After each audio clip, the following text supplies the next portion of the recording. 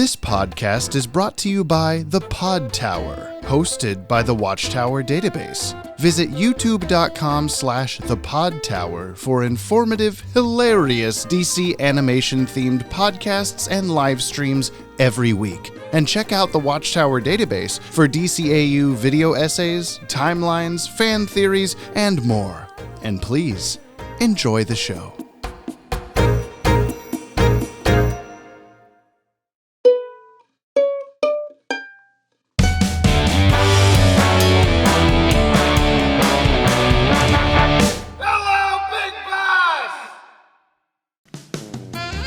Welcome to episode 69 of the podcast. That's why I had this song prepared and you had to hear the opening of it a bunch of times when we were getting the mics ready. So I'm never gonna pod again, yop again. You think it's gonna flag it just right there? Well, I used the karaoke version on purpose, but yes, I'm sure. Hi, Brian. Hi, Jamie. We're using a different system this time. We are using a different system this time. In that Brian is a man. Dead. Oh. Wait. Hold that. Hey, can I bug you? I got dog licks and tea service. I thought you were gonna be like, oh, can I bug you for a second? We're doing a bit where James said we're using a new system, and I want you to come in here and be like, today Brian's a girl, and say like one sentence. I mean, we can do that. I can do a flawless feminine voice. Okay. You want me to do it? Yeah. Hi, Jamie! Yeah, I saw that coming. I know you did. Everybody you'd did. be like one of those streamers that has the like perfect feminine voice. Yeah. Like the good, or like, in the drag makeup and everything, and then it's like switching to like, hey, bro. Yeah, I'm a dude. It's a funny joke. I mean, it's kind of funny. It is kind of funny. Welcome back to Jump on the Bat-Wagon, everybody. I'm James. That's all you need to know. I'm here to show my friend Brian the most important aspect of the podcast. Honestly, he is. The DC animated universe from start to finish in the controversial airdate order. Yeah? No. So he may view these shows the way human beings experienced them in the far gone days of the 1990s. Thank you. That's the podcast. We'll see you next time. And I'm Brian. We'll recommend you that you watch today's DCAU episode before listening to this podcast to get the full experience out of our discussion at the time of this recording. Nope. I'm Brian. The show, Batman the Animated Series is streaming on HBO Max and available on DVD and Blu-ray. Please, if you send in mail or leave a comment, do not spoil anything past this episode for Brian. And I'm Brian. Or That's Laura. Brian. Brian is a Pokemon, and that's all he can say. I'm Brian. I'm Brian. And is I'm the name Brian. of his Pokemon self. And I'm Brian. I choose you. And I'm Brian. I choose you, and I'm Brian. You come flying out of the Pokemon. Lamp, the light Pokemon. Kenny. Kenny. Please go watch. We've suggested this before. And they should watch it again. Yeah, what is it? What's the full title? Like, dude gets stuck in Pokeball gone sexual or something like that. Yeah. JTS Entertainment. Trial is the name of the episode. 69. Trial. Monday. It's not Monday, it's Friday. Do you like this podcast, everybody? Do you really like it? We changed how our audio works between ourselves, and now everything is just pure chaos. It's more chaotic because we don't have to stop and listen for each other. We can just talk over each other like normal in real life. We never have to be in person. We never have to be in person ever again. Ever. And we can just talk over each other. And just talk over each other the whole podcast. It's a great listening experience. It's a great listening experience. People enjoy it a lot. Monday. May 16th. 1994 is when this episode first aired. Did you say 1694? May 16th, 1994. I think you said 1694. No. Go to the playback. Does this have a playback function? Yeah, press the rewind button that exists. This was 2 days before my 3rd birthday. Wow, your mom was like at the point where everybody was saying, "Oh, you're just about ready to pop." You're too... What? That's what people say when people are very pregnant. Have you not noticed? At least they did in 1994. Yeah, because I was 93 and pregnant? What are you talking about? Oh, did you say... What year did you say? 94? I said this is 2 days before my 3rd birthday. You did. We can now hear everything we're saying, and therefore don't pay attention to what each other is saying. Anyway. Wait, how old is Julie at this point? -4. Damn it. I thought maybe she was pregnant. To pop. Yeah. This is 2 months and 1 day after your 10th birthday. Oh God. I mean 90th birthday. That's what the narrative we're going with. Whatever. Yeah, sure. 4:30 p.m. on Fox. This is the 68th produced episode and the 69th to air. Wah, wah, wah. This was produced right after Avatar, and I'm Brian. Oh my God. I love this and hate this. This feels extra chaotic. If this is your first time listening to the podcast, it's usually kind of like this, but not this bad. Welcome. No, usually we go. Does that mean I can sing along with things now? Oh my God, let's try it.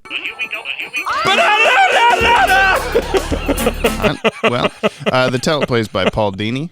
The story is by Paul Dini and Bruce Timm. We just recently confirmed what that means, like the layout of the story writing.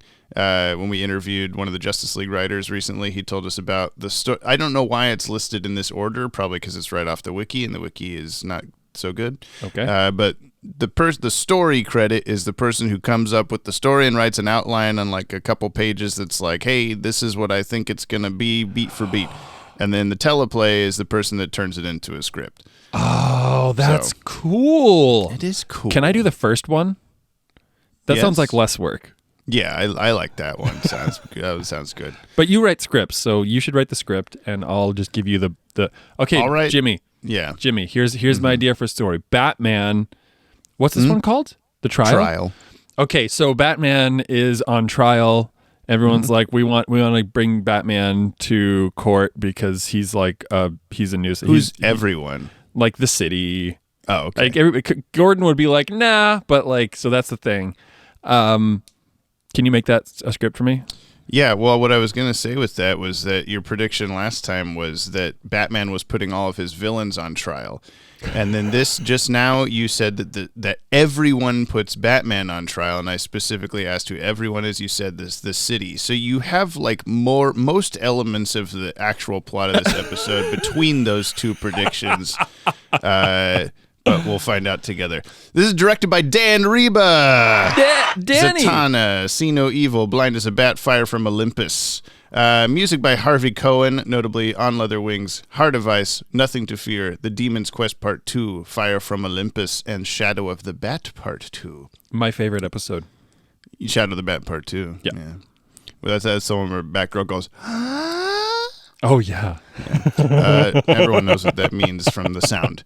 Animation by Dong Yang, as it has been since we've been born. That's it. Let's watch the show. Yeah? Let's. This is the longest intro in a while. Fuck. Oh, yay. Oh, yay. He says, oh, yay, dirtbags. Dummy up. Sheesh. I gotta do everything for you. Court is now in session. The good people of Arkham Asylum versus the self-righteous vigilante called Batman. Our prosecutor is ready, likewise our fair and impartial jury. Hang him! Shoot him! Hit him with a rock! And now all rise for the most honorable, most benevolent, most merciful Judge Joker!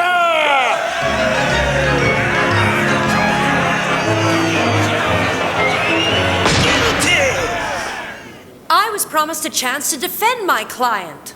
Oh, very well. Like it'll make a difference. Mr. Prosecutor, make your opening statement.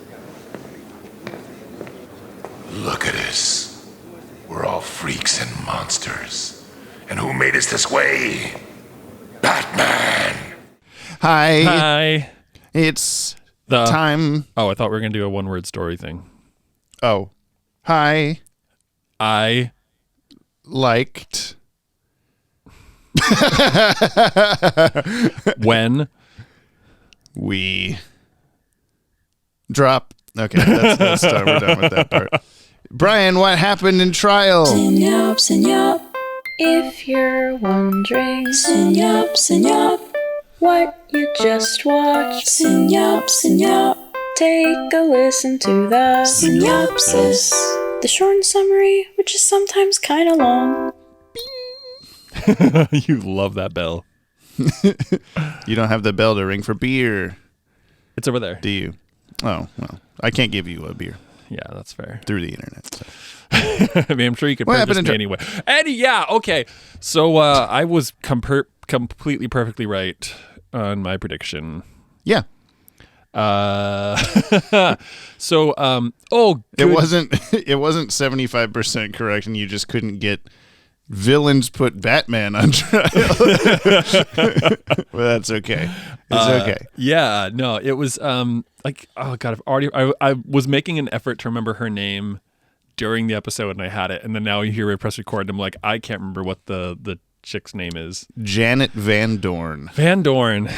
Okay, so JVD, which said on her like glasses case, which should have been she had personalized glasses. Yeah. Case, yeah. Basically, she is on a rampage to get Batman like dethroned. They're tired of the vigilantism, and she's just like, he's the worst. And Arkham, everybody in Arkham. Well, I guess should I start at the very beginning and say that Poison Ivy's on trial? Yeah, I guess. Well, you just did. Sweet. I'm trying to make my synopses more succinct.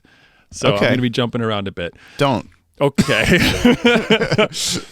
So yeah, old JVD is like, Batman sucks, we need to get rid of him. He's a nuisance. And then they end up in Arkham because she's been abducted by everybody in Arkham.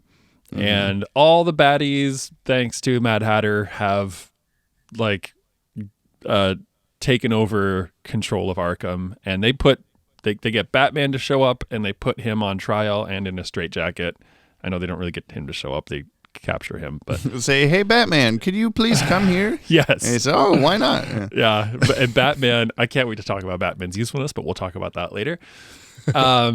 So they all the baddies put Batman on trial, and they actually find him not guilty, but alas, decide they're going to destroy him anyway. To waste you anyway, whatever. Yeah. And surprise, surprise, Batman and JVD get away, and all the baddies, thanks to Gordon knowing how to fix small electronic devices, gets rescued by the Gotham police. You just put the broken piece back where it goes, and you just press it at just the right angle, and it sticks in. You and just kind of push, and then it goes blinky blinky. And despite there's like no naming convention whatsoever to the streets, they're like, he's at Arkham. He probably has a memorized topographical Gotham City brain. I do want to, like, that's not how that works for a moment here. Like, that street, like there's the whole like indicator, there's like the blinking light where Batman is, and the like Google Maps street view, like overhead kind of thing. Yeah. And Gordon's like, there's nothing out there except Arkham. And every shot we've seen of Arkham, it's like hilltop kind of middle of nowhere, nothingness. There's like nothing, but that's like downtown level of streets. Yeah, it was like surrounded by lions. Yeah. Maybe the lions represent the beginning of nowhere, the end of space. I don't end know. of space. Yes. Arkham Asylum is situated on the farthest corner of space. The outer limits of the galaxy. It's like Carmen Line, then Arkham, and then the Source Wall, which you'll know about like 6 years from now. Sweet. The official synopsis of this episode is much shorter. Gotham's deadliest criminals, the Joker, Two-Face, Mad Hatter, Ventriloquist, Harley Quinn, and Poison Ivy, kidnap and like 3 other people.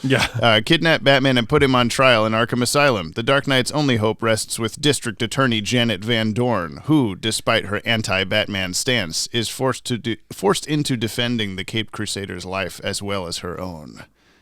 That checks out. That's what happened. Even you describing it seemed very like Yep, that's pretty simple. That's what happened. Mm-hmm. And it's interesting considering, like, I mean, this is a triv, but we talked about it a couple times already, is that this was going to be the movie before they went, Mask of the Phantasm.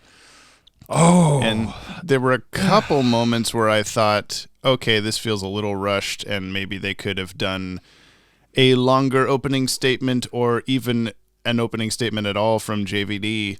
They could have done each criminal on the stand with a longer thing, but that's all I kept thinking the whole time, is like, it would just be the same thing, but every moment is longer, and I don't know that it was necessary. Yeah. It would be a bottle movie. Yeah. Like, where's there's some, if you make a point out of doing a bottle movie or bottle episode or whatever, like, it almost has to be like, it's hard because you have to keep it interesting for that whole time, right? Right. And with this, it would just be a lot of repetition. I don't know. Well, I think like Phantasm is way better than this. Oh, well, yeah. I think part of the moviness possibility of it could be like there was this might not have happened at the time had they gone with this, I guess, but there's also been like there was Taco a Tuesday. movie or a series or something like that. What? Taco Tuesday? There's always been Taco Tuesday. Okay, good. In the Warner Brothers Studios offices. Probably. I don't know. We can ask Dan Riba later. But yeah, there was also another movie idea or show idea, I can't remember, for Batman to get like stuck in Arkham, like he can't get out, and all the villains are following him around trying to get him and stuff. And I feel like maybe if that was like the start of it, and then they decide like to capture him and do this for the second half of the movie or something, I don't know. But that's all I could think the whole time was how would this work as a movie differently? Maybe there's probably a longer intro of things, establishing things. There's probably some sort of opening fight scene or something. I mean, for me, it's like you can't drag on Batman in Arkham with a trial longer than even like 45 minutes. So you basically need to almost make it like a two-part, like two different things. Yeah. It would be like boring to be longer than this, I think. Yeah. The trial movie. Anyone that makes a piece of media about a trial that's over half an hour long, just so boring and stupid, and shouldn't have ever done that. You know what I'm saying? I agree. Especially if it's about a Batman subject and includes a stunt casted judge, etc. I'm referencing our video. I don't know. I still liked the episode, though. There's a lot of good little villain character moments. It's always fun to see them interacting with each other. Yeah. And I don't think it was necessarily as like well-written little moments as like Almost Got Him or something like that. But I don't know. For instance, I really liked the "You'll hit Croc. What's your point?" Yeah. That was really good. And the throw a rock at him as Croc's specified, like just running gag with him. I do like that. I'm confused what happened to Mad Hatter. He's like, haha, I'm gonna mind control all of the doctors in Arkham. It's gonna be great. We're gonna get out, and then he just vanishes. Well, I don't think he says a single word after that. Like, he pops up a couple times. He's there. He says like I don't know. He says something to Batman as they're pulling him into the big room. But I'll skip ahead and mention that like Scarecrow is there the whole time and says nothing because his voice actor had like throat something going on. Throat really? Something. Surgery, I think. Yeah. So there's a couple moments where it's just like, look, spooky Scarecrow jack-o'-lantern face for a couple seconds, but he just says nothing.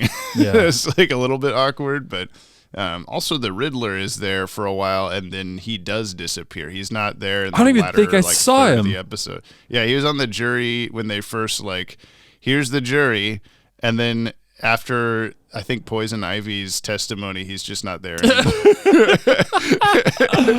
I didn't clock that at all. Yeah. He doesn't talk either. I think maybe like, I mean, it makes sense that not everyone would talk because then you're paying like so many different voice actors for this episode. But there was at least, I mean, there was still more than usual speaking. Going back to the little like moments I appreciated, I really like Scarface's head falling down the stairs, and he's like, "Ooh, even though it's just the ventriloquist like, making those sounds for him. Now, that was somebody like referred to him as ventriloquist at one point, and I got really confused. Oh, why? What? Cool. So it seemed like they were referring to to Scarface as ventriloquist, and I was like, what? I don't know, because they've never like Homeboy the butler had a name, which I can't remember. Arnold Wesker. Thank you. I didn't catch that. I don't know. Yeah. There was that weird little moment where Scarface is like, you're pretty when you're angry, and then gets slapped on the face. I was like, was that necessary? No, of course not. Yeah. I mean, each villain's little testimony thing was fun, but those are the parts that felt rushed to me of like, we got to get 4 or 5 of these in here. And maybe could have been longer had it been a movie, but then they would have been left with so much more time to be boring. Dude, also, I wanted more of Two-Face, and I also wanted whoever did like the voiceover and mastering stuff to bring his vocals up like 10 decibels. Every time I talked, it was like, everybody be quiet, I can't hear anything. He's Two-Face. Yeah, he's always just like, and then I was saying this line. Yeah. I was like, okay. Yeah. And it's like, I wish the engineer knew that there was a volume slider or knob or whatever. Not to mention his like entrance. He says a full sentence and his mouth just closed the whole time. That's why I looked over at you. I was like, wow, they didn't even bother to try with his mouth, did they? No. And that happens kind of a lot in this episode. It is interesting that he's not the judge. Like the Joker, I guess, makes sense as the like standout main villain or whatever, but like number 1 villain or something. But I guess Two-Face is definitely the most intellectual, though. Yeah, but he was. Why not Poison Ivy as judge? In terms of court stuff, probably. Well, yeah, So I mean, but he should have had more to do as a former district attorney. Yeah. I guess. I think Poison Ivy as judge would have been interesting. Yeah. Because she has a lot of like political experience. That's true. Experience. She turned some people into trees once. You, as soon as Joker said like one line, you're like, I love Mark Hamill. Yeah. He's just a really good voice actor. Although that like pseudo Irish priest thing at the end was like, it was interesting, but I was like, okay, I think Mark Hamill can probably do. I got pulled out of it, I should say. Yeah. He did that like Catholic priest thing. Yeah. Irish Catholic priest. But the accent was like actually pretty bad. It was, and I was but like, I think that was cartoony bad on purpose. That's what I'm thinking. I'm like, I'm pretty positive Mark Hamill can do like a flawless Irish accent. So it was impressive that he was doing Mark Hamill as the Joker as an Irish priest. Like, it wasn't just Mark Hamill switching a voice. Unlike the waiter at the restaurant, which was just Mark Hamill speaking as Mark Hamill. I don't know if you caught that. Did not like, at all. I haven't seen her for half an hour, sir. Yeah. Oh, you didn't think to look for the lady quicker than half an hour. I'm surprised Bruce waited that long. Yeah, that's what I'm saying. Is like she's like, oh, I got to powder up or whatever, like leaves. And then he watches her ass walk away, and then she says like, or he's like, "Where's Janet Van Dorn?" And the waiter's like, "Oh, she's been gone for 3 days. I haven't noticed." So it was a little weird. I'm currently covered in cobwebs. Sir, the restaurant's closed. I'm not here. You're speaking to yourself. It's me, the Joker, as a waiter in your mind. Whoa. Yeah. Damn. Okay. What were your favorite parts of this episode, Brian? Have we already talked about them? Wow, that's kind of, I don't really know. New segment. What was Brian's favorite part? Yeah. I don't know. Was it when Batman caught the Punisher and hung him out the window? You caught me so. Said, this is from these are the guys from East. I went East to get the. You caught me so off guard. I don't know why. Like the Punisher. I said Batman caught the Punisher, and you're like, what? Yeah. Like, he had a skull on his shirt. Yeah. Oh, okay. That's a very, Are you serious? That's a very that reaction was a very much a Hot Fuzz. Have you seen Hot Fuzz? Yes. Yeah. The part where like the all the baddies at the end are like coming forward with like why they were, targeted. And he says something like, you murdered him. Oh, the way he murdered Bill Shakespeare or something. And Sergeant Angel's like, what? This. Oh, like he just, I'm sorry. You just cut that. You can cut that. Makes I'm not sense. explaining it well, but no, I get it. I'm not cutting anything. Okay. I only cut when I say stupid stuff. I leave all your stupid stuff in there. Nice. I don't know if I had a favorite part. Like, there's nothing that's super standouty at the moment. Granted, I just watched it for the first time. I'm sure if I watched it again, there'd be something that I'd really catch and be like, hell yeah, that part. I think my experience of the episode just now was different than normal. I think it's the first time I've watched it knowing that it was potentially going to be a movie.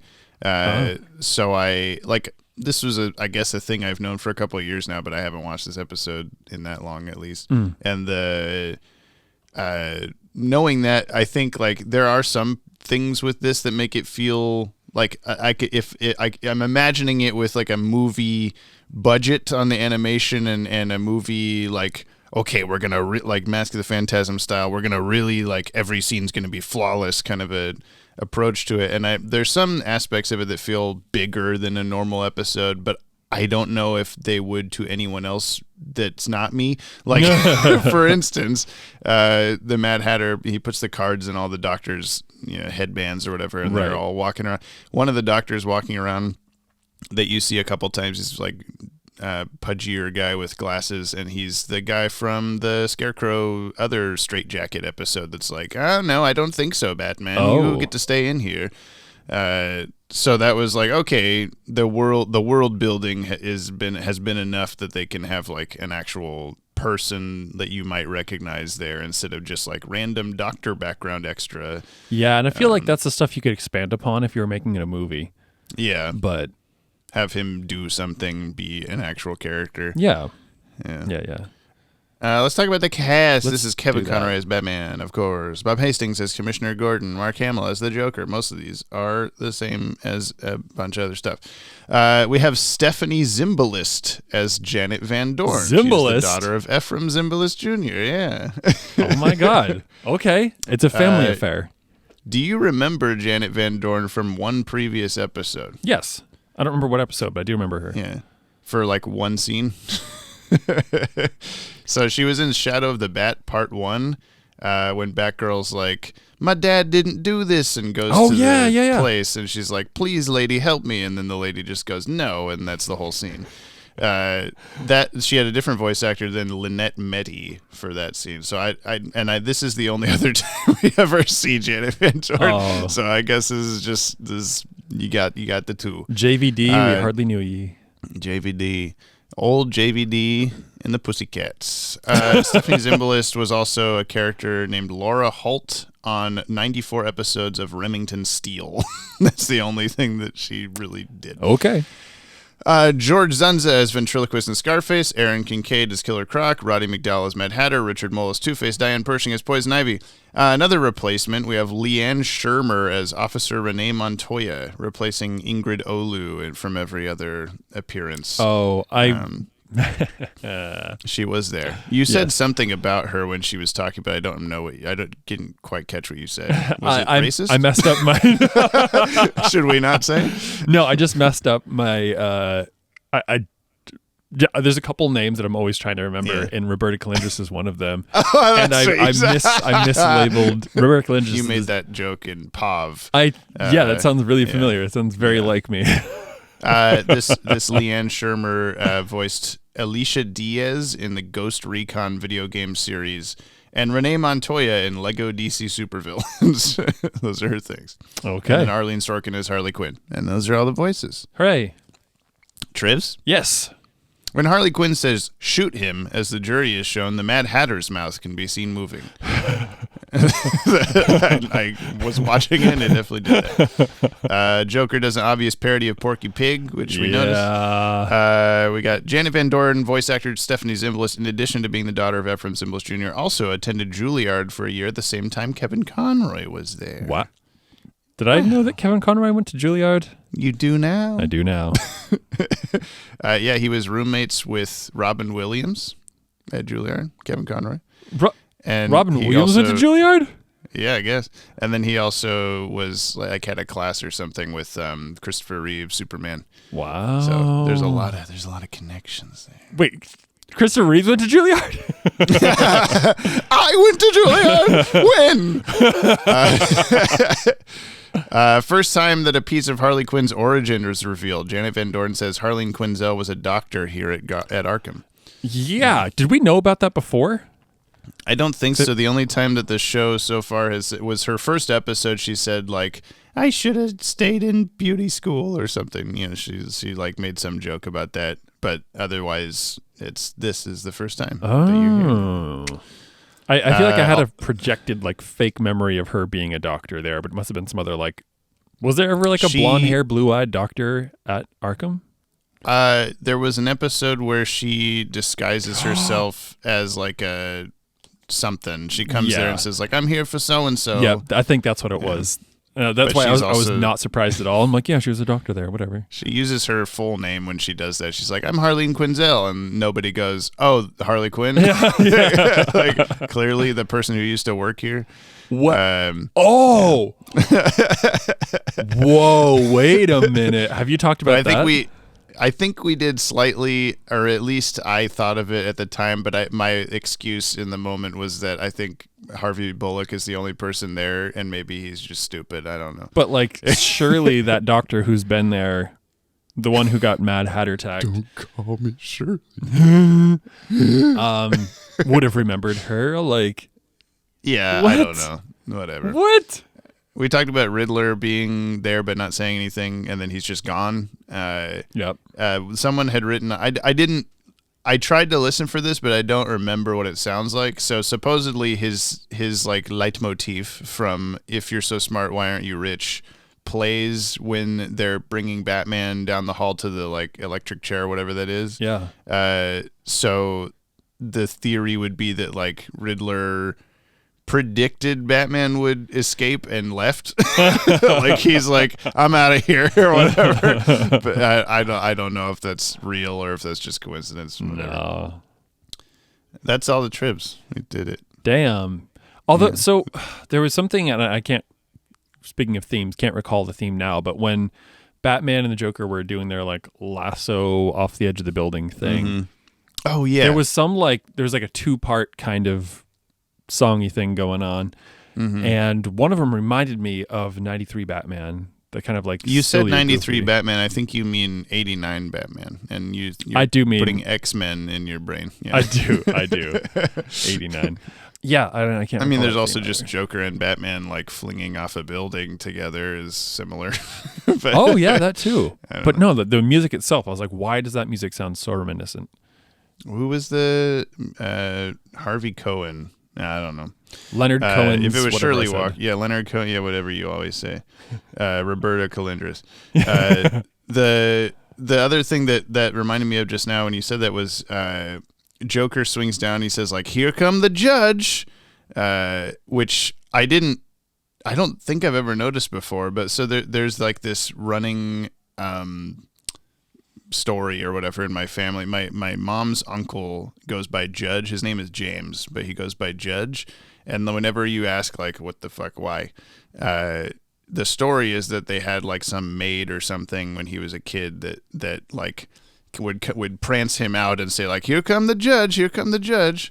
So I like, what is, there must be an origin to this. She didn't just say that because also the Joker says that here. So I just like between you shifting from the couch back to the microphone, I just Googled like, what is that from? It was a song by Pigmeat Markham in 1968. That's his name. Oh, the B-side of the record is The Trial. and Here Come the Judge was the other song. And then it was reused in there was a variety show or whatever, sketch comedy show, Rowan and Martin's Laugh-In, in 1983 to 1984. No, 1968 to 1973. That adds up better. Where he says, "Here come the judge" a bunch. But I'm also now looking at the dates for that don't make any sense, because that would have been like 30 years after this happened with my great uncle. So maybe that lady made that up, and then what's his face, Pigmeat, whatever, Pigmeat Markham was like, "Oh, damn, that'd be a good song." Maybe I'm connected to the Joker's line in a completely solid fashion. That checks out. Somebody put that on Wikipedia. Cool. Yeah. The Joker's line is based on this, which is based on this, which is based on James's great uncle's maid when he was a little boy. Are you wanting to talk about how there were some keen effects? What were some keen effects in this episode? Great transition, James. Thank you very much. Such a good transition. Man, there weren't a lot. There was nothing super stand out to me. Killer Croc getting zappied. Yeah, that was interesting. The light from the little lighter in Two-Face's hand, which was way more light than that would ever produce. That's true. Unless he has like a super lighter, you know? No. I don't know, actually. Yeah, I guess that was kind of, yeah, it was interestingly dimensional. I liked that. I think we've talked about this a little bit, but I feel like the episodes get less and less artistic as the art style gets honed in better. Like, I mean, okay, this is a consistently well-drawn episode, but there's nothing like atmospheric and cool and interesting about what I'm looking at. Like, it's just there. There were some cool shots, and I think we've had episodes recently, like Sideshow, where there was just like, we were just like, oh my god, the art is so cool. Yeah. And like there was that bit where JVD and Batman were like kind of hiding out, and they had that interesting angle with the negative space and everybody, like all the criminals like running by.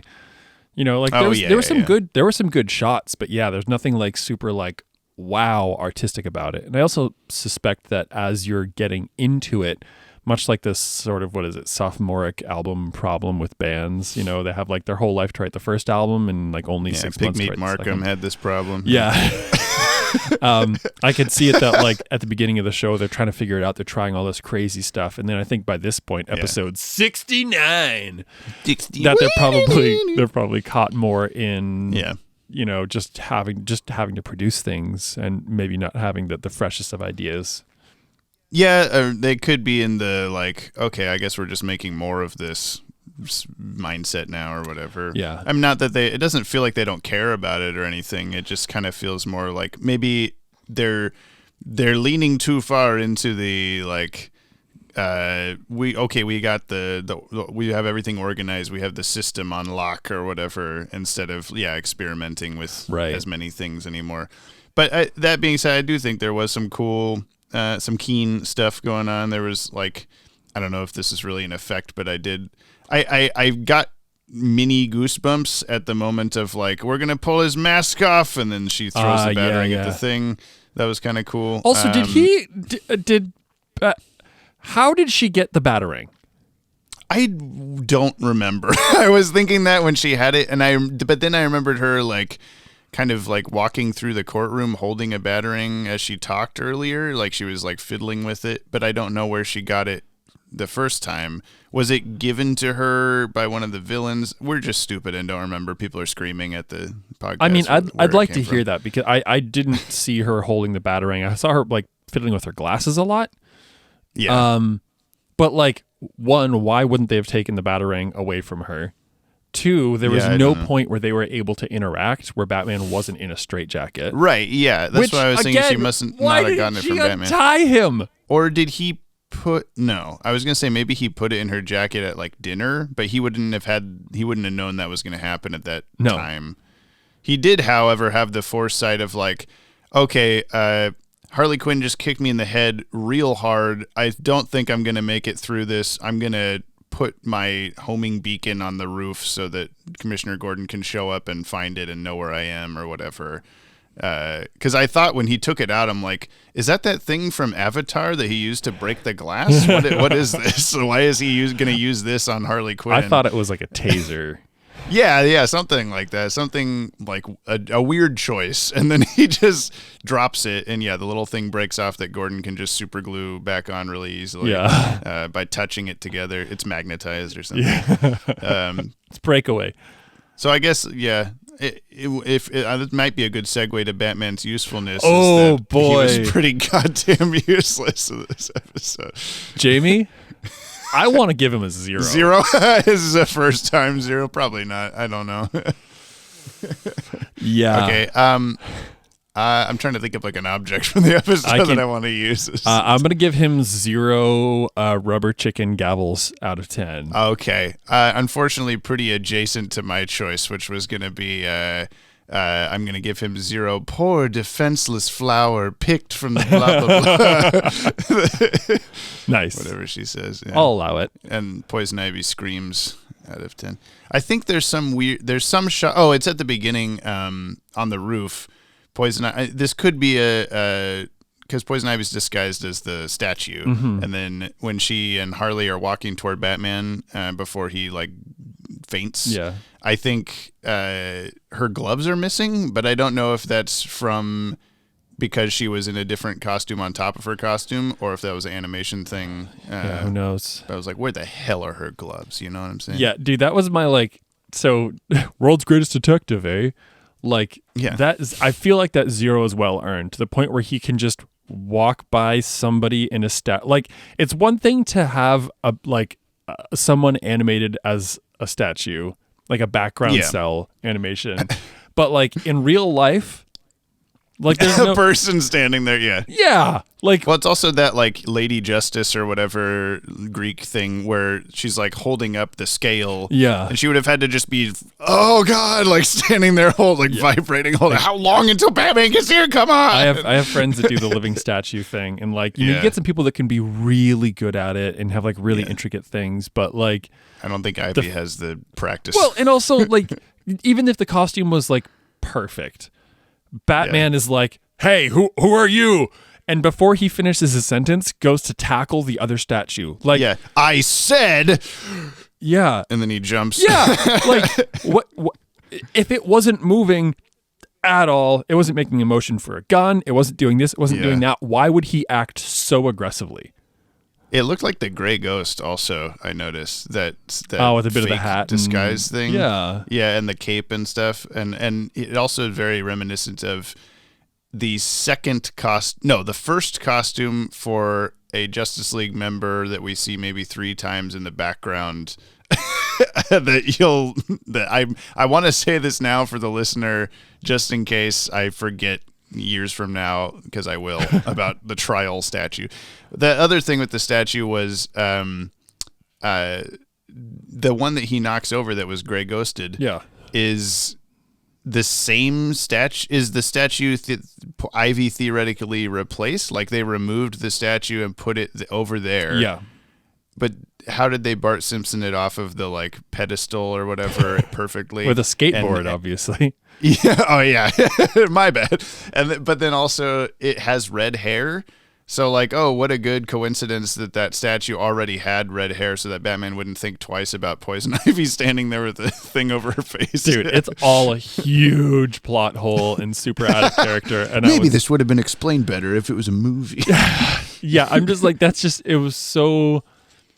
Oh my God, there's so many moments in that little bit that were really upsetting to me. And Batman grabbing Harley by the hat and throwing her by the hat. Pigtail thing. One-handed launching the girl from her hat.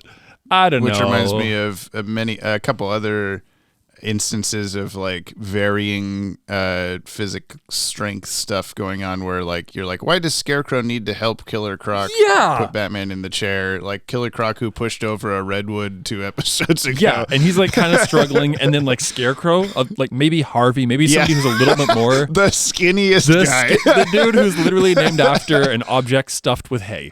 He just needed to, he felt like he was helping. And but what? Croc should have been able to grab Batman by his head, one-handed, and palm him like a basketball. And here's another thing that to be mad about with the rooftop scene is why did they pick Harley and Ivy to be the ones? It's because Paul Dini wrote it, but why did they pick Harley and Ivy to be the ones to like?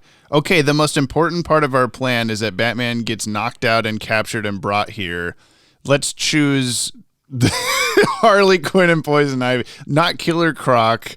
Not like Joker with some twisted thing, not Scarecrow with fear gas, like anyone that would have been better at doing that. I feel like, and I'm not saying that because they're girls. I'm saying that because they have a history of not being very good at fighting Batman one-on-one. Yeah, or two-on-ones. I think that's the thing is like there's an adeptness where like Harley almost kept. I'm like Harley, no Harvey, no that's not right. It's Harvey and Eiley. Yeah. Like Harley is such a loose cannon that I feel like you couldn't rely on her anyway. Yeah. And like Poison Ivy is definitely like a bigger plan kind of person. This is like, hey, we got to capture this guy. Like send everyone, all of them. I mean, I guess it's like they don't. Well, okay. Instead of breaking out of Arkham, they all stay there. Yeah.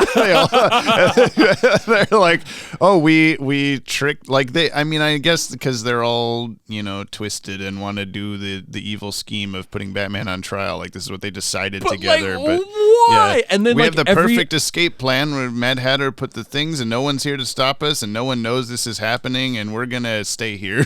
So there's the like, and you could probably make an argument that like the baddies that we know, the named baddies that we know, like threatened everybody else to like stay there. But like, wouldn't maybe, I don't know, 50 or 60% of those people just say, okay, cool, bye, and just like walk out? Yeah, what the mind control is for them to be zombies, not have free thinking, I guess. But they can still wander. No, I'm talking about the people who are in the hospital, not the workers.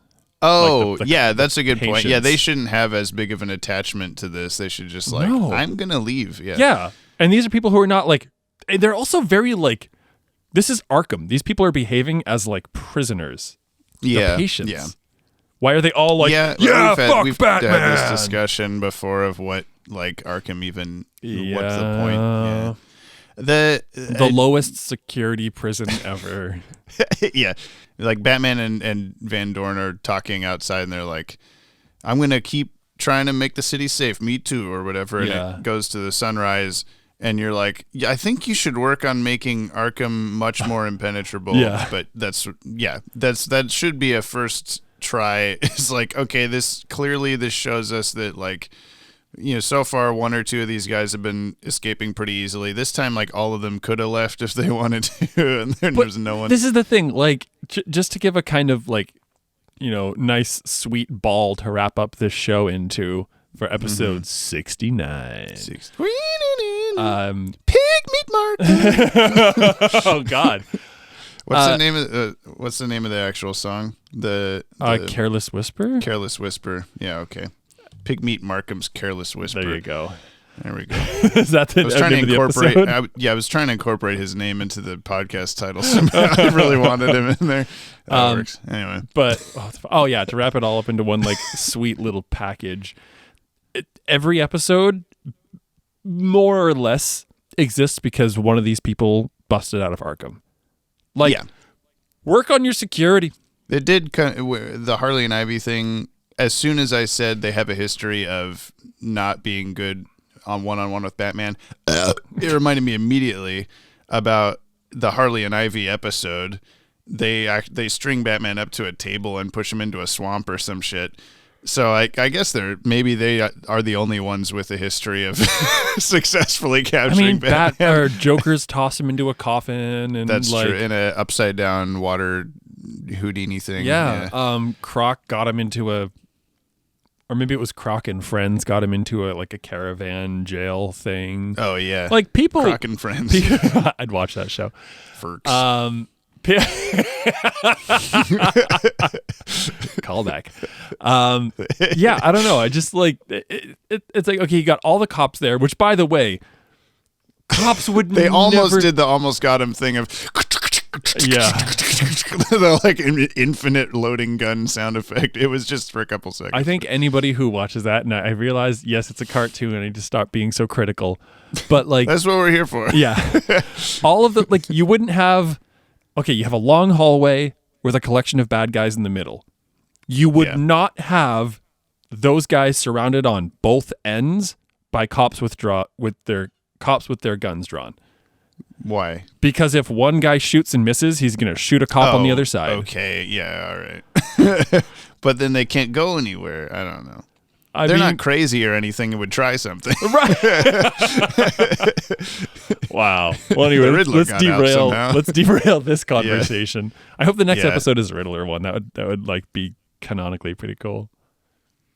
It's not. It's soon though. Are we putting this on the top 10? No. I actually, as critical as I am, I did like it. I thought it was a cool episode. Yeah.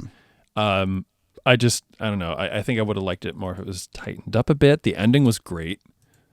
Here's the thing. I have Eternal Youth as my number 10, and I think I like this better than Eternal Youth, but not any of the ones above it. So I am going to put this as my number 10. Okay. And now, my reverse top 10, I've got Trial, Beware the Grey Goose, Shadow, Oof the Bat, parts 1 through 2, The Man Who Killed Boot Man, Almost Gutem, Heart Oof Ice, or sorry, that's just Heart Oof Ice, Two-Face part 1, Feet Oof Clay part 2, Un Leather Wings, and Ruben's Reckoning part 1. At my number 1. Thank you for reading that. Well, I hadn't done it in full yet, so yeah. And then Burr, I'm Cold Because My Heart Is Ice is top 10. Just because we haven't added something for. Oh no, you added Sideshow, but you want to read them just to refresh the audience. I got Sideshow, Shadow of the Bat, parts 1 through 2. Beware of /the gray. Oh God! Beware of /the /gray ghost /ghost. Ghost. Yeah. Point of view. Pav. Pretty Poison, Joker's Favor, Almost Got Him, Robin's Wrecked Part 1, Feet of Clay Part 2, Heart of Ice, rightfully so, and number 1. Not Heart Oof Ice. At some point, we were going to have to do the thing that we keep saying that we're going to do that we haven't done yet, which is add a little block of why you liked each episode or what it was about or whatever. And we still won't do it after even this time talking about it. I got a lot of computer work to do today, so maybe I will. You won't. Books or hip hop was the other thing that we didn't do. Hip hop. Yeah. And on that line, I was going to tell you, I might as well now on the podcast. There was a band rehearsal I was in 3 nights ago, and the bass drum player was hitting the bass drum too like thuddy in like the center. You're supposed to hit it like closer to the edge or whatever. Yeah. And he's like, the director's like, oh, can you back off a little bit on that? It's a little too hip hop. And I'm like looking around the room like, no one here. I can't be like, it was a little books to me. Like nobody. You know, if you were me, you would have just said that. I said it anyway. And people will be like, what do you mean by that? I'll be like, I don't know. Be like, would you listen to my podcast already? Yeah, come on. Everyone in this room should listen to Jump on the Bat-Wagon. Okay, let's do some mail. Yeah. That yacht had one small extra yacht. Give me a roller coaster. We drop What we drop? our weekly yacht Those. into the comment box. There sure was a lot. Now Jamie's mad. Too bad we're all, At least I am. just Dylan Pollock. Ooh, So pretty. good. I changed it a little bit. I thought about like I shouldn't. I was thinking like putting like 6 different harmonies of my own voice onto that at the end there, but it's better if I don't. It's this little silly little thing, you know. Agreed. So the Yoppie Mail, if you want to reach out to us, like the fire hand at the end of the Cat in the Claw Part 2, that's already so outdated. It's going to be. I want to keep saying it for the rest of all these shows. Email us at batwagonpod@gmail.com. Please keep voice messages under 60 seconds, 1 per person, just for the sake of the length of the show. And you can and should also leave us a comment on today's episode on the Podtower YouTube channel. C. Yeah? Yup. Yeah. Yop. Also, just a quick aside. Uh-huh. Today is Friday, It's the day that Kimmy is flying out of country and out of our date. Oh my God. She's going to New Zealand for like a month. Happy trails to Kimmy and everybody. If you happen to be in New Zealand, like track her down and say, yo. This first email is from Carly Barrett, Yoppie Pants Mail. This is about pants. Nice. That's what it says. So I'm here to solve the whole mystery of the big pocket pants with my costume. Yes, so thank those are not you. actually pockets. That's how the legs of those pants are cut, and they're called jodhpurs. Or I think for our purposes, we can refer to them as yoppers. And in regards to why does Batman bother dressing up as Batman in front of people who know he's Batman, I think it's more like, in Mask of the Phantasm or Batman Year One, where he goes out and tries to fight crime as just a dude and he gets the shit beat out of him. Batman's whole thing is that he truly wears a costume, because Superman, that's just what he wears, is Superman, and Wonder Woman, that's just what she wears like all the time. But Batman has purposely crafted a character, and he's like, I'm going to put on this sick cape and this cowl. I'll be a fucking bat. I'll scare the shit out of people. And a regular bat. bat. And it puts him in the right mindset to knock over a giant statue. So I think that's why he bothers becoming Batman. That makes sense. I think partially for the scare the bad guys, and partially for what you're saying with like, you put on a costume, you put on a uniform, you feel like a different person. I'm this person. I need to be in this mindset now, or whatever. Right, yeah. Carly, I always appreciate your input and knowledge and costume, hijinks. Your pants info. Pants, some other P word for the alliteration. Yeah, thank you. I like they're not pockets, actually. So we need to go back and edit that last episode, because we're just talking every time that we say pockets, there's not pockets. I'm sorry for all the pain that we caused you. Oh my God! At least I didn't put one of the pocket names as the name of the podcast, so right? To piss her off even more. Scarlowy 1, jump on the mechanic wagon episode, whatever it is. I can't see it. Hello, listener, and welcome back to Jump on the Mechanic Wagon. I'm your host, Scarlowy 1. In this episode, I will tell you about Season 1, Episode 17 of Judge Judy, Bats and Tires. Wait, what? The plaintiff, Earl Cooper, is suing the defendant, Batman, for $7.49, the price of a tire, and that he bought torque on Batman's car. Batman is countersuing for $2,300.69 for emotional distress caused by Earl suing him. That's the number of this episode. As I understand it, Mr. Cooper is suing the Batman for the price of a wrench or something. That is the dumbest thing I've ever heard. And the Batman is suing Mr. Cooper for a couple $1,000s for emotional distress, which is also ridiculous. Case dismissed. But you didn't even let me talk. Don't pour gravy on my steak and tell me it's gravy. Anyway, see you next week. Same pee time, same poo-poo channel. Don't pour gravy on my steak and tell me it's gravy. I wish I understood the reference. I'm sorry. This is me not knowing memes. This is my shtick here. Thanks, Carlo. Pedro Enrique, thoughts on trial. Hello, second audio message this time. I think I'm getting the hang of it. Maybe I won't have to edit 2 takes together next time. Hey guys, Pedro, back again to share some of my thoughts on this episode of btas trial. Much better than the episode last week. I like how it touches on some very known criticisms of Batman, as he gets blamed for creating his villains, and he flips that idea on its head by making Batman a consequence of the city of Gotham being corrupt. I really enjoyed the writing. I love the fight scene in the dark. I love the joining of all the villains. It was really cool to see them working together. It was really funny to see Joker, Poison Ivy, Harley Quinn, Two-Face, all of them working together. It was fun to see Croc again. Overall, great episode. Quick question, though. The judge says that Batman is now recognized as an agent of the law. How? He has a freaking bat signal used by the GCPD and funded by the GCPD. Like, what more do you need? But anyway, overall, great episode. Loved it.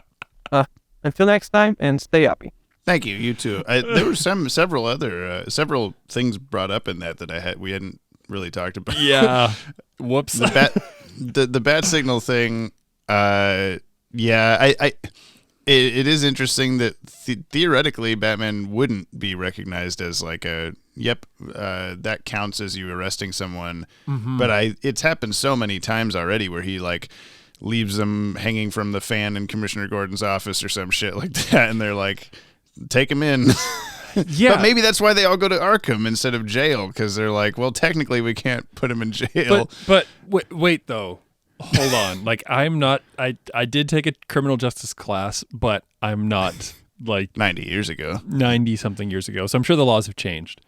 But just because somebody captured somebody else, citizen's arrest or something. Like, here we go. In theory, somebody goes on a crime rampage. The cops know who it is. They're looking for him. And one day they find the person handcuffed at a cafe, like to the booth. And they're like, oh, well, I guess we're just going to arrest you. Cool. Like, the means of the person being, like, air quotes, apprehended or not, does that affect the cops? Because the cops could then say, like, well, while you're just hanging around, you are now being arrested. You have the right to remain silent. We happen to find you lying here in handcuffs, like plastic toy store handcuffs. And we will put you in real ones now. Yeah, you would think that would be a thing, like, but maybe there's some sort of twisty stupidness to it of, if they're already arrested, you can't do it. I don't know. Yeah, I think the more I think about that, the more that I'm like, that falls flat. You're upset about it. Yeah, I like that. And you brought some good points. Yeah, we dropped some little moments during the episode that we didn't mention of whether the villains created Batman or vice versa, where, like, most of the time I see what they're saying with the situation, like Batman choosing to stop them or whatever the situation that caused them to be a supervillain usually involves Batman in that origin story in some way, like especially Joker. Right. But you would think that. So, like, I get what they're going for, but when they said the thing about, actually, we created Batman, and you went like, did you though? And I think Pedro got it right with the city being shit created Batman, but those specific villains did not exist at that time or whatever. Like they weren't sitting around going, hey, we, the Mad Hatter and Scarecrow and Riddler and etc.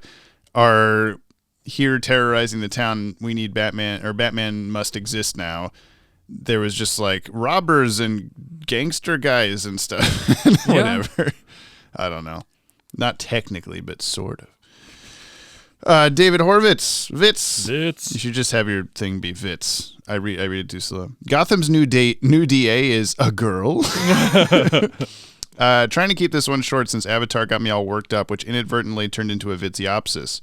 I absolutely love this episode. It's not like Heart of Ice in that it has a great heartfelt script and storytelling, but this concept of putting Batman on trial and being judged by the criminals he put away in Arkham, to me, it's like almost got it right, where the villains get to tell their side of how their misfortune is only because of Batman's existence.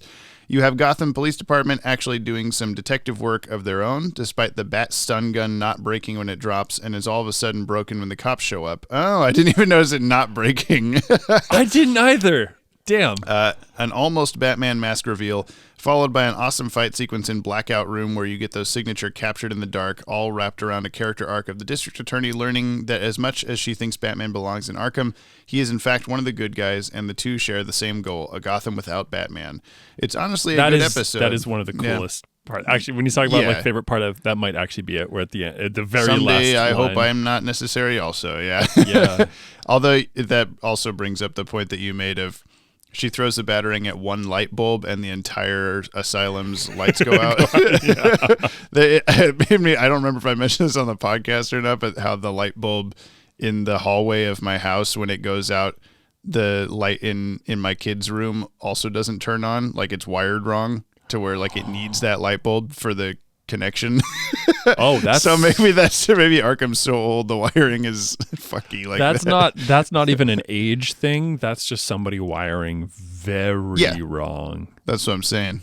It's so old that the person was stupid, not like today where people aren't stupid anymore. Wait, does the light in the hallway have to be on for the light in your son's room to go on? No. So they wired it, they did a 3-way switch on it. I don't know. But they got the wiring. Actually, come to think of it, currently the light bulb in the hallway is burnt out, and I bought new light bulbs yesterday to fix it. But the light in his room still turns on. And that's the first time that's happened. So I don't know what causes the light, I don't know. This isn't part of trial. The light bulb being in there should be your connection. Like whether or not the filament works. No, the light before bulb it was just burnt out. Now it doesn't matter. It's not connected. It chose to be fine this time. Anyway, it's honestly a good episode with good animation, good simple jokes and lines, fun, and a well-rounded story. You get a little bit of everything in this Batman episode. Honestly, I wish this was a two-parter to get a little more out of this concept. The defense rests. Vits. Yeah, I guess that probably would have solved my rushing problem if it was two parts, and you could do a little bit more with the intro not being like 2 minutes long before he's in a straitjacket, but well, then you get into the idea of it being a movie. Well, I'm saying but then it's only 40. It's like a half a movie instead of a third or fourth of a movie or whatever. Yeah, that's fair. It's slightly longer. Anyway, Mark, is this Mark? No, this is Drew. Avatar, not that one either. Oh no! Oh shit, this is the wrong one. There it is, and not the one from Ultima either. Come to think of it. Anyway, every Raish episode I get hit with the same thing. Whenever someone says Ubu, my old and corrupted brain goes to all the bad sitcoms I've sat through ending, sit Ubu, sit, good dog. Yep. And how that probably ends in the Al Ghul household on a regular basis. Or happens in the Al Ghul household. Also, one of your talented listeners needs to make an animated GIF of "That's not how that works" because I would smear that thing all over social media. Yeah, get on it, Dylan Pollock sock puppets. All for now, you yoppers can get off my lawn and go home. Drew. Thank you. I like that sign out. Yeah, I also like the defense rests. Vits. Yep. Jordan Newman, trial, sent from my iPhone.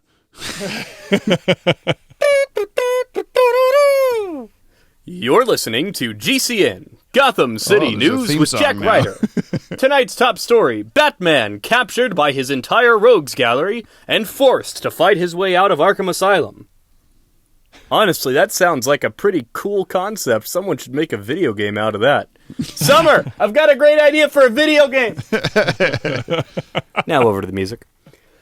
As you know, I love when xylophones are used in action sequences. It makes me so happy, so I loved hearing some xylophones used in action sequences. Also, a lot of almost John Williams-y chase music playing as Batman and the DA attempt to escape the asylum. I just thought that was really cool. Maybe that's what your brain meant by Batman 1993.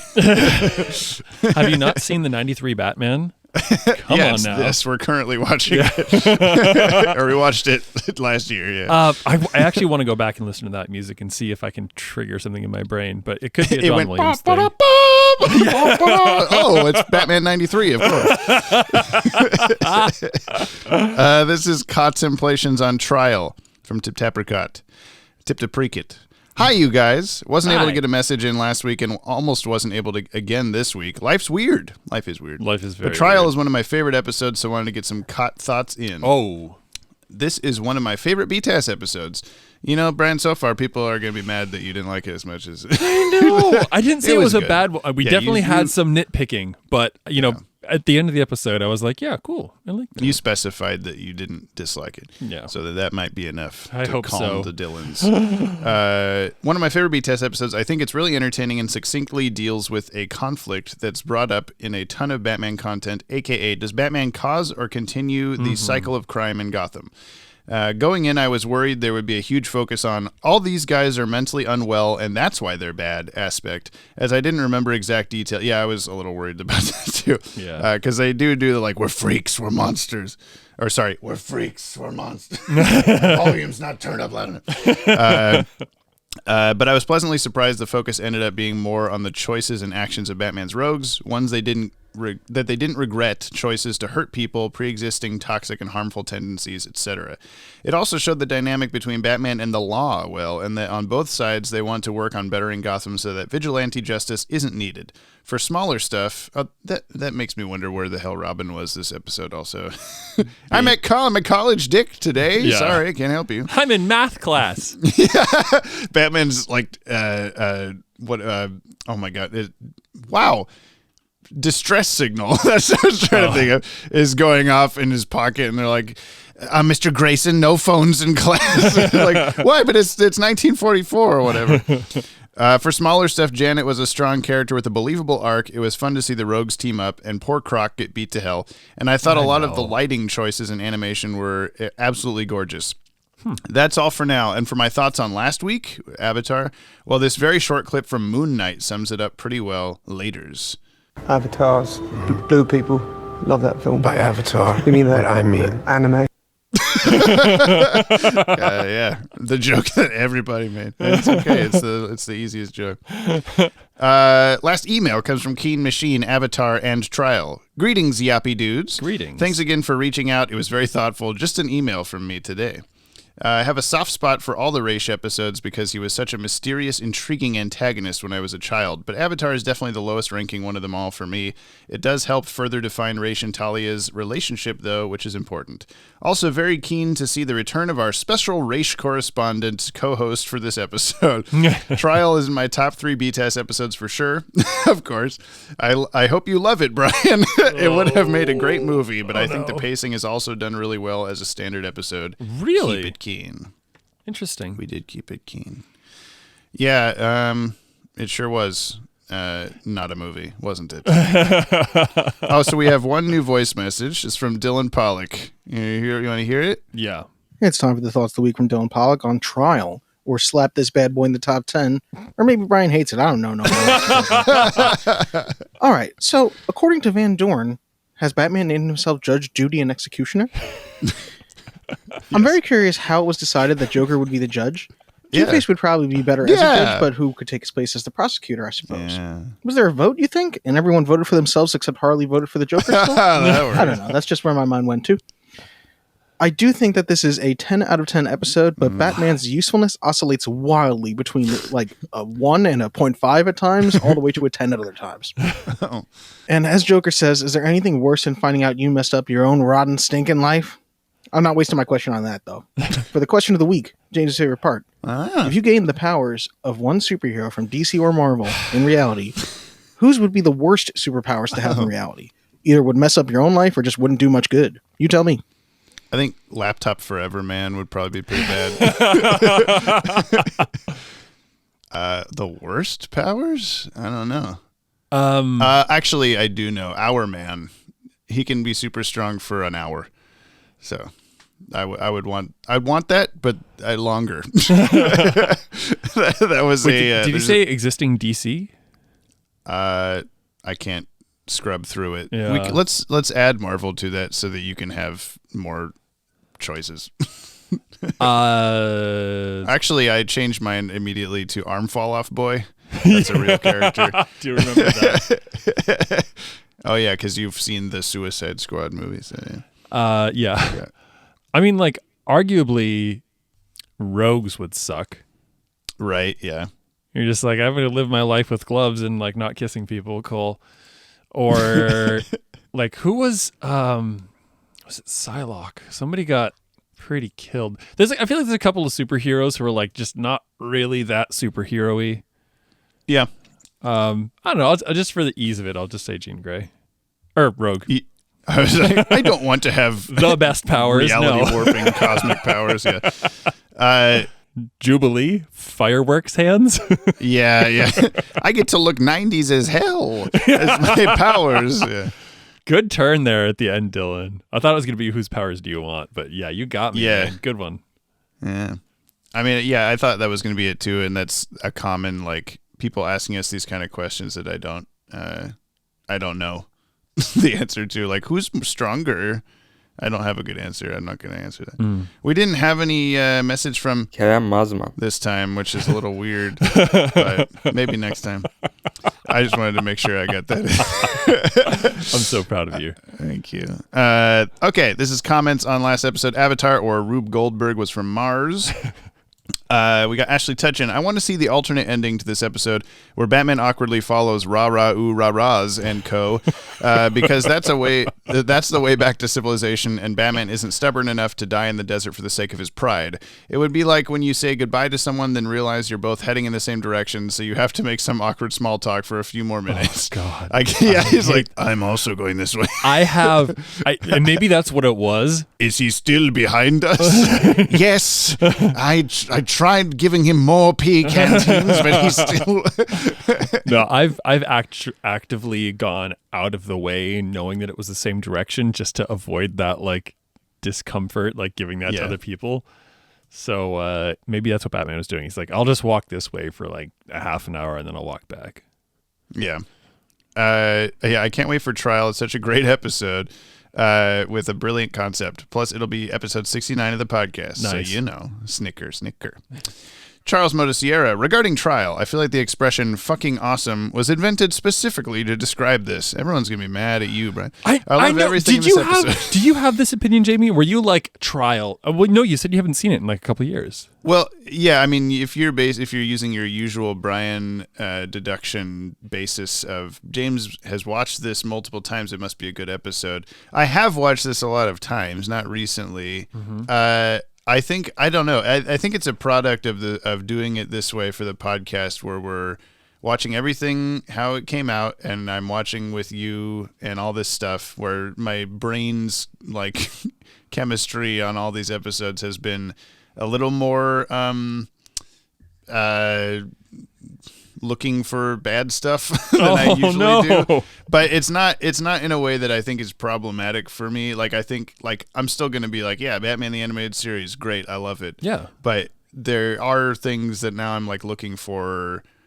I'm not looking for things to be bad, but since we're about to have a discussion afterward, if there are any bad things, they're going to stick in my mind so that we can make jokes about them. Yeah. And I think that this episode is very strong, but that it's just it's we've watched better episodes is I think how it works for me, clearly, because I have 9 above it in my top 10. But it's still on my top 10. Yeah, I guess I'm still like, I feel legitimately bad when I'm like, yeah, this was a cool episode, or like, oh, I didn't really care for this episode. I should probably change it to Trial. Anyway. Yeah, I do feel legitimately bad when everyone's like top 10, like, oh my God, this is one of the greatest ones. And I'm like genuinely surprised. Like, that makes me feel bad because, I don't want to like yuck anybody's yum, but also I'm like, what did I miss? Is it like, is it a nostalgia thing? Is it having seen more of the DCAU and it becomes like more impactful via that nostalgia? Maybe. I don't know. I'm sorry. I really don't want to upset anybody. No. I think it's one of those episodes where it's really fun to see all the villains interacting together, and that probably is mostly what sticks in people's minds is like, oh, that was some clever stuff going on. Yeah. But the science behind like the plot itself is a little lackluster, I guess. Like, it could be better, but it's still good. Anyway, Charles Mosiero continuing. I love everything in this episode. The premise is crazy. It fits the themes of the episode because of that. Weird that Jamie told Broccoli Man that Riddler was in the episode, though, as his model shows up as a motionless and voiceless background character that spontaneously disappears between scenes. But the guy just got out of the metaverse, so let's give him a break. That's a very good point. The last time we saw Riddler, he was like unconscious from his brain exploding in a video game. They don't explain how he got out of that. Maybe that's why he didn't say anything. He's broken. Let's see. Back to the episode. You can get big vibes from the Arkham Asylum graphic novel, and it feels like Paul took some notes here he would end up using in the comics video game adaptation. The episode is also kind of loosely based on a 70s story where Ra's al Ghul and Two-Face hold a trial to figure out who killed Batman, who was obviously alive. Oh, that sounds better. Anyway, that's all I could think of. Real excited for next week's episode. Bye. Bye. Cooney Phoenix, you guys are watching Trial? I don't know what your take will be after watching it, but it's funny as hell in my opinion, and my brother and I watch it like once a year together every year, so I like it, I guess. I mean, we've got Joker being the worst judge in existence. If he's doing that on purpose or not, who even knows? Croc wanting to throw a rock at Batman Part 3. The bit that where Harley's funny. All he actually thinks Batman, and Batman's just, and it's just like a flat nothing face. which is even more amusing because, one, she says it like she's completely unaware of what's going on here or what she's explicitly been called up to discuss, which she might actually be. And two, mere seconds later, she's aiming to rip the Joker apart, and I'm going to say it, they shouldn't have stopped her. I will say some scenes feel a bit awkward because there's like moments when reaction time or the time of action was freaking slower than my mom's 12-year-old MacBook Pro, but I guess it somehow adds to why this episode just makes me laugh. Anyway, yeah, have a good day. Yeah, okay. I think I agree with all that. I mean, I can definitely agree with that. There are definitely some I do agree that your brother and you watch it once a year, yeah. Yep. Yeah. I want a brother. I think Brian, my brother Broderick, and I will watch it once a year from now on. Once in 2023. Are we brothers? Your brother Broderick. My brother Broderick? Your brother Broderick. Who is he? Where He's the third host of the podcast that's been muted this whole time. Oh my God, he's just sitting right there. That's what we've been referencing, brother Broderick. It's not actually you this whole. I don't know what says one reason I kind of loved Avatar was because Batman was on a horse, and that's cool as heck. That's very true. Clowntown 97. Haha, Joe. Very true. Zane Beatty. I got so excited when Joe was announced. I forgot he's now planned to be included in all future Racial Ghoul episodes. Now we watch Trial as the fan base sweats in anticipation. Will this end up on both top 10s, or will Brian and James have much to answer for in a trial of their own in the next segment of Yoppie Courts? Oh, that would be good. Yeah, you know. I do like that people are excited for Joe. Yeah. For once in his measly life. No, I like that I've been making content with Joe since like 8th grade. And yet here we are. Finally, people are like, yes, Joe on the internet. Finally, my favorite. So I'm happy for you, Joe. You're not listening to this, though. Bow Sprightly, Bo Sprightly, you'll never tell me what it is. Does this mean Joe is coming back for all the Race episodes? See you on Redacted. Yes, that is the plan, anyway. Juan Pedro. Hi, I'm in Madrid, in case you were wondering. I was. Thank you. I like it when my favorite superhero and my favorite show make reference to my favorite movie character and my favorite movie series. Whenever there's something Racial Ghoul related, the show becomes Indiana Jones, and I like that for the most part. It's funny that I've seen the episode Avatar from Batman the Animated Series numerous times, but I haven't seen Avatar The Last Airbender or either of the two Blue People movies. Oh, God. You need to watch the show. I don't care about the don't movie. bother with the movies. Great pod Watch as the always, show. guys. Yeah. Why are you strangling a puppet in the background? I'm just Brian? getting him back in his happy place. You're grabbing him by the neck. Where do you grab puppets by? I don't. Great pod as always, guys. Looking forward to next week's episode. Thank you. You're supposed to say, you're pretty when you're angry or whatever while you're handling the puppet. Ian Thompson, I was wrong about Avatar airing on a Wednesday, but I'm right that those pants are called jodhpurs. Oh, yeah, that's what Carly said. Yeah. Avatar is very silly, but since I also love the movie The Mummy, I kind of love it. I guess I get Mummy vibes. Scrudge. Richard Mole puts Batman on trial in this episode. Should have called this one Night Court with a K. Oh, Richard.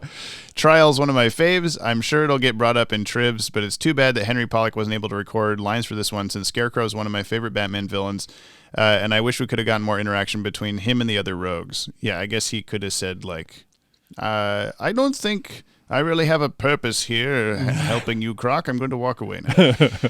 Also, just want to add my 2 cents to the Batman Bruce Wayne voice discussion. I really like the idea presented in Grant Morrison's Batman run, the comics, where basically Alfred explains that Bruce started out as Batman. When he started out as Batman, he had to put on the Batman voice, as well as needing to practice it in order to get the growl and everything to sound just right.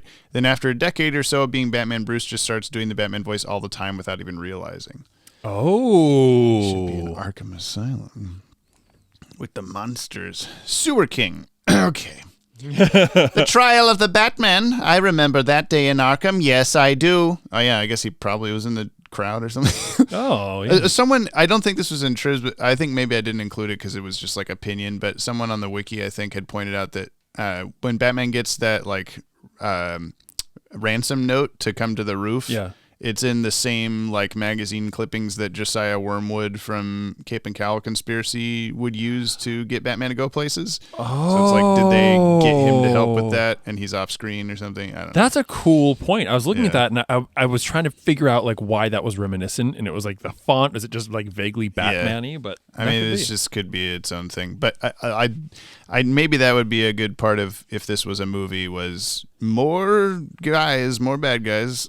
Everyone ever that's like ever all been the there. bad guys working together more, I think would be pretty rad.